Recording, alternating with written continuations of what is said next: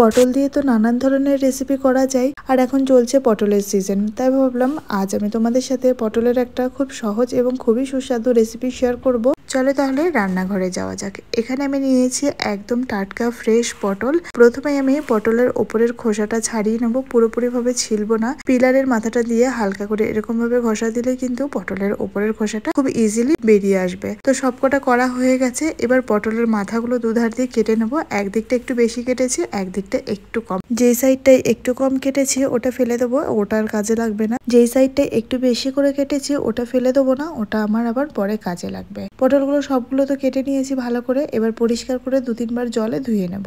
এবার যেটা করতে হবে, পটলের ভিতরে যে বীজগুলো রয়েছে সেটা একটা চামচের সাহায্যে চামচের পেছন দিকটা দিয়ে হালকা হাতে ঘুরিয়ে ঘুরিয়ে বের করে নেব সমস্ত বীজগুলো। বেশি চাপ দেওয়া যাবে না, বেশি চাপ দিলে কিন্তু আবার পটলটা ফেটে যেতে পারে। যাতে করে পটলটা না ফাটে এইভাবেই হালকা হালকা করে বের করে নিতে হবে সমস্ত বীজটা। পটল থেকে যে বীজগুলো বের করছি ওগুলো কিন্তু ফেলে দেবো না, ওগুলোও আমার আবার পরে কাজে লাগবে। সবগুলো পটল থেকে বীজ বের করা হয়ে গেছে। এবার পটলের মধ্যে হালকা করে নুন মাখিয়ে নিলাম। পটলের দোরমা বানানোর জন্য তো একটা পুরের প্রয়োজন হয়, সেই পুরটা আমি কি দিয়ে বানাচ্ছি সেটাই তোমাদেরকে চলো বল নিলাম। এখানে ছানাটা আমি বাড়িতেই বানিয়েছি। 2টো আলু সেদ্ধ করে নিয়েছি আর বেশ খানিকটা পরিমাণে কাজু কিশমিশ ভিজিয়ে রেখেছিলাম। পটলের দোরমা কিন্তু অনেক রকম ভাবে বানানো যায়। আজ আমি যেহেতু ভেজ বানাচ্ছি তাই আমি ছানা দিয়ে বানাবো। অনেকে কিন্তু মাছ দিয়েও বানাই না, ভেজ বলাটা ভুল হবে। পিওর ভেজ যারা বানাও তারা পেঁয়াজ না দিলেও হবে, তবে আমি একটুখানি পেঁয়াজ ব্যবহার করেছি। তো সবগুলো পটল আমি ভালো করে ভেজে তুলে নিয়েছি। তোমাদেরকে এবার দেখিয়ে দেবো কতটা ঠিক এরকম নরম রাখতে হবে। এখানে আমি কিছু পেঁয়াজ কেটে রেখেছি, যে পেঁয়াজগুলো বড় বড় রাফলি করে কেটেছি।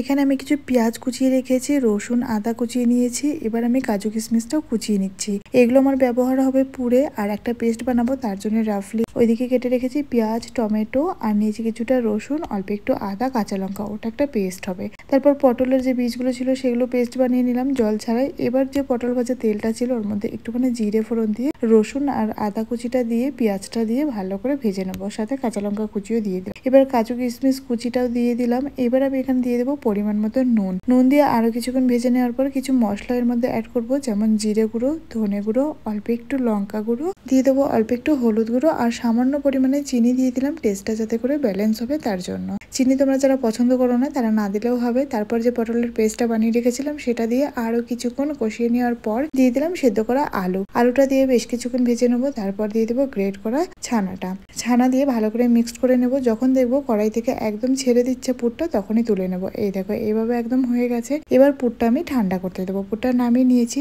পুরটা যতক্ষণ এদিকে ঠান্ডা হবে ততক্ষণ এবার চলো পটলের দোরমার জন্য গ্রেভিটা বানিয়ে নিই। প্রথমে প্যানের মধ্যে দিয়ে দিলাম সর্ষের তেল, তারপর অল্প একটু চিনি দিয়ে দিলাম। চিনি দিলে কিন্তু কালারটা খুবই ভালো আসে। তারপর গোটা গরম মশলা ফোড়ন দিয়ে অল্প একটু জিরে ফোড়নে দিয়ে দিয়েছি। ফোড়নটা ভালো করে ভেজে নেওয়ার পর দিয়ে দিলাম পেঁয়াজ বাটা, তারপর দিয়ে দিলাম আদা টমেটো কাঁচা লঙ্কা বাটা। এবার এখানে আমি আরো একটা পেস্ট বানিয়ে নেবো, তার জন্য কাজু কিশমিশ আর পোস্ত নিয়ে নিয়েছি, পেস্ট বানিয়ে নিয়েছি। এদিকে টমেটোর কাঁচা গন্ধটা চলে গেছে। এবার এর মধ্যে আমি কিছু গুঁড়ো মশলা অ্যাড করবো, জিরে ধনে শুকনো লঙ্কা হলুদ গুঁড়ো, পরিমাণ মতো লবণ আর অল্প একটু জল দিয়ে মশলাটা খুব ভালো করে কষিয়ে নেবো যতক্ষণ না মশলা থেকে তেল ছাড়ে। তারপর পোস্ত কাজু বাটাটা দিয়ে আরো বেশ কিছুক্ষণ কষিয়ে নেবো। দেখবে তেলটা উপরে চলে এসছে। তারপর দিয়ে দিলাম পরিমাণ মতো গরম জল গ্রেভির জন্য। এখানে কিন্তু অবশ্যই করে গরম জল ব্যবহার করতে হবে, ঠান্ডা জল ব্যবহার করলে কিন্তু তরকারির টেস্ট ভালো আসবে না। ওদিকে তো গ্রেভি তো ফুটতে দিয়েছি, গ্রেভিটা ভালো করে ফুটতে থাকুক ততক্ষণ আমি এদিকে তারপর এদিকে পুরটাও ঠান্ডা হয়ে গেছে। এবার পটলের মধ্যে ঠেসে ঠেসে ভালো করে ভরে দিলাম, আর এক সাইডের যে পটলের মুখটা কেটে রেখেছিলাম সেটা দিয়ে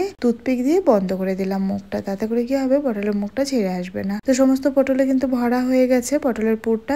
গ্রেভিটা তো খুব ভালোভাবে ফুটিয়ে নিয়েছি। এবার যেটা করব, সমস্ত পটলগুলো গ্রেভির মধ্যে দিয়ে দিলাম। তারপর আমি 3 থেকে 4 মিনিট এখানে ঢাকা দিয়ে রান্না হতে দেবো। ঢাকা আলগা করে দিলাম, আর একটু ফুটিয়ে নেবো। উল্টে পাল্টে দিচ্ছি পটলগুলো। এবার নামানোর আগ দিয়ে আমি এখানে দিয়ে দেবো গরম মশলা গুঁড়োটা আমি বাড়িতে হাতে বানিয়ে নিয়েছি, আর দিয়ে দিলাম 1 চামচ মতো ঘি, আর 1 মিনিট মতো ফুটিয়ে নামিয়ে নেবো। একদম রেডি হয়ে গেছে আমাদের আজকের পটলের দোরমা। তোমাদের কেমন লাগলো রেসিপিটি কমেন্টে অবশ্যই জানিও। ভালো লাগলে একটা লাইক দিয়ে দিও, আর যারা এখনো আমায় ফলো করোনি তারা অবশ্যই ফলো করে আমার সাথে থেকো। তো আজকে আমি পটলের দোরমা বানিয়েছিলাম ছানা দিয়ে, তোমরা দেখতেই পেলে, আর কালারটা কত সুন্দর এসছে। তোমরা যদি অন্য কিছু দিয়ে দেখতে চাও পটলের দোরমা, তাহলে আমাকে অবশ্যই কমেন্ট করো, যেমন ধরো চিংড়ি মাছ বা অন্যান্য জিনিস দিয়ে আমি অবশ্যই তোমাদের জন্য নিয়ে আসবো। তো আজ আমি বানিয়েছিলাম বাসন্তী পোলাও আর পটলের দোরমা। তোমরা চাইলে কিন্তু ফ্রাইড রাইস দিয়েও বানাতে পারো, বেশ ভালো লাগে খেতে। তো খেতেও কিন্তু ভীষণই ভালো হয়েছে। তোমরা চাইলে অবশ্যই বাড়িতে ট্রাই করতে পারো এইভাবে। আর তোমরা কে কিভাবে বানাও সেটাও কিন্তু কমেন্ট বক্সে জানিও, এইভাবেই তোমরা বানাও কিনা। তো আজকের মতো ভিডিওটি তাহলে এখানে শেষ করছি। দেখা হচ্ছে আরো একটি পরবর্তী সুন্দর ভিডিওর সাথে। আচ্ছা, তার আগে বলে দিই, যারা তোমরা আমাকে ইউটিউব থেকে দেখছো তারা অবশ্যই আমার ইউটিউব চ্যানেলটি সাবস্ক্রাইব করে নিও। এরকম সুন্দর সুন্দর এবং খুব সহজ সহজ রান্না নিয়ে আমি আসি। তোমরা যদি এগুলো দেখতে চাও তাহলে তো তোমাদেরকে আমার সাথে থাকতে হবে।